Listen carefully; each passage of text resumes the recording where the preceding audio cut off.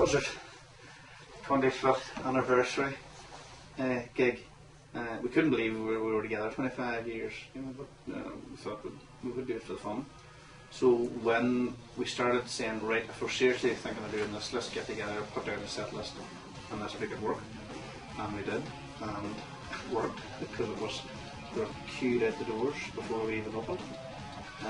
John McCusker from the Herald did a bit on us, and then Paddy Hunter did a bit with Q101.2 radio on us, and then after that it just took a life of its own. I think that the truth of the matter of the whole thing, he puked us. He just puked us. Because he phoned me at work, and I was working in another town, and he says, do you fancy doing a reunion gig?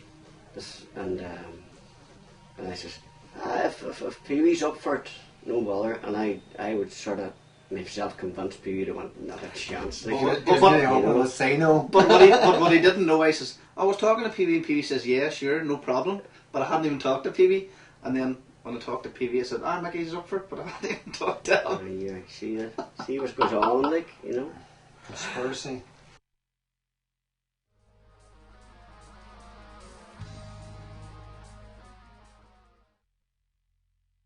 Mickey?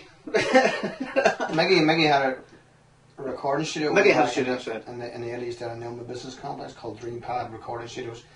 And we sat there for a few days and we put on the 8-track spool all the original songs we ever recorded, you know, and we put them on to spools. So when we did decide to make a CD, we were going, right, how do we remember the songs? Those songs are still in the archives somewhere in Mickey's possession. So lo and behold, Mickey searched the house, he searched the garage, and he found 4, 5, 6 boxes of spools of the original Casper material, still intact, still in good condition. So we set out looking for a real 8-track recording machine, got our hands on it, played it all back. Yeah, everything started to come back, we were listening to it all again, you know, so we just chose 10, 11 songs. Mickey wrote a new song in the summer, and that's what basically all about, relight the fire inside. It's about getting the band back on the road, and you know, we still have that touch, that magic, you know, so. But if Mickey hadn't found those reels, we wouldn't have remembered the songs? No. Definitely not. I had no notions. Maybe 4 or 5 of them, but the rest, not a chance. But all that stuff was written way back 80s? In the 80s. 89. So we had to tune our heads into what was going on back then and try and just I wanted just to finish them songs and get them closed and get them down and done and dusted so we could move on, because there's another 11 songs sitting on the sideline waiting to be approached, and it's more mature. To me, that's the next move. But that was like one chapter closed. Aye, that stuff was written way back when we were 18 and 19, 20, and it's down the CD. It's all there. The history's there for the band, and that's it. That's the way we were, and it's good to finish and get it done. Finally, we never ever got. We done a recording in Slane, a real fast recording, rushed. We never really, you know. It was nice to get it down and finally. But I'm looking forward to getting stuck into the new stuff. I want to bring in other people to guest on the album, you know, like maybe another guitar player or keyboard player, and try out a couple of different singers to see which one suits different songs. I want to do some different, you know, bring the band but bring in guests and see what comes out of it. That's because the songs are good. The songs are they're sitting in a cassette there this last 8 years, and I'm just really looking forward to seeing what happens with them, you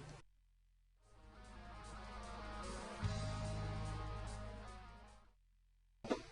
As Mickey saying, musically, if you know, to try something else. If it works. Oh, if it works, no problem. I think it's just at this stage we went through all the dreams of trying to make it and that way back, and we don't think they got any more. If we can create 5 or 6 venues that are good gigs, whether they be 50 people or 200 people, whatever, as long as they're good music venues, we'll just carry on doing them that wee Just circuit, and we'll try and just get musically better. And if we find somebody along the way that compliments us, we're open. We always end up going back to three-piece even when we tried other people, but I think me and P always felt that if we could just concentrate on our guitars and let somebody like a front man do the singing, it would really, we could really go to town. And we've tried on several occasions and I just fell back to three-piece. It just happened, that's the way. But definitely wanted to try out different moves, and we will be, Like we did a 34-date Irish tour back in the 80s, so we did, Cork, Kerry, everywhere, Dublin, all that. The days of that are I think, gone, because I don't think the venues are there. There's only big venues for concerts.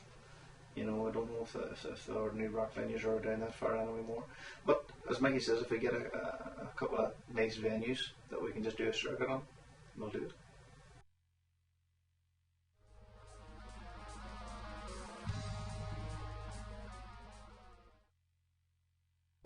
To plug this album probably first, 6 months time I would even, because the main thing we want to do is plug this here one and get a good tight set together. We're still working on our set, and we want to get a good tight set together.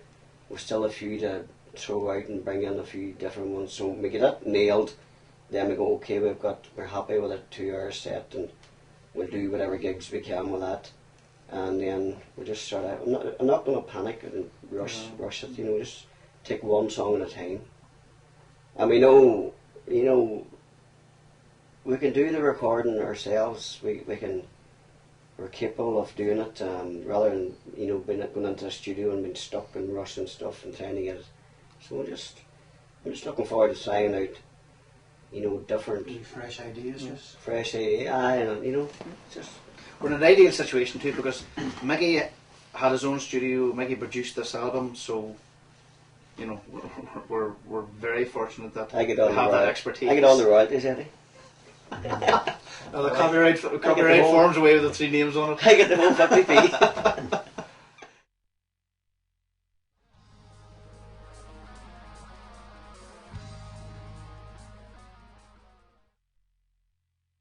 the thing is, the reaction from the Oma people has been absolutely tremendous. Like, we've packed the IMF, we've packed the top of town, but we got to step back and say, listen, that's okay in Oma, but we know when we go to different towns, it's not going to be like that all the time. Starting from scratch again. Yeah, we really are. Yeah. Derry might be good for us because the news of it.